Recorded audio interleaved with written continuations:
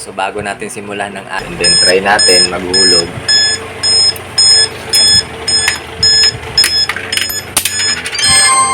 So ayun. Ready na. So ang ginawa nga natin dito, nag-ano tayo. Nag-change pin tayo dahil medyo palyado na yung ibang pin ng board ni Sir. And then yun nga, kinonfig natin siya.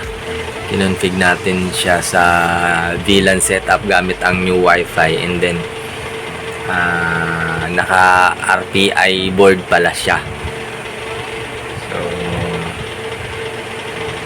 ayos naman yung setup. So, ready na to for pick up by tomorrow. So maraming salamat.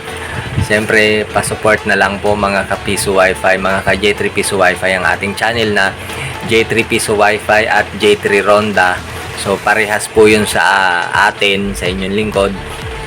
And then, yung ating pong Facebook page na J3 Piso Wi-Fi. Meron din po tayong page na J3 Ronda. Pa-support na rin po. And then, syempre, ang inyong lingkod, Jenner Almuete Like, pwede nyo po akong i-follow. So, for any concern, direct lang po kayo sa akin, PM lang po kayo.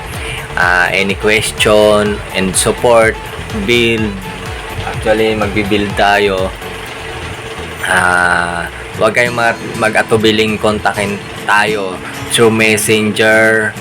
And doon mag-comment kayo sa mga post natin sa page or dito sa ating mga video na ina-upload. So, yun, muli ako ang inyong ka-J3 Piso Wi-Fi at ka-Ronda Jenner Almuete Like. Salute sa inyong mga ka-Piso Wi-Fi. Bye-bye. Naantok na tayo.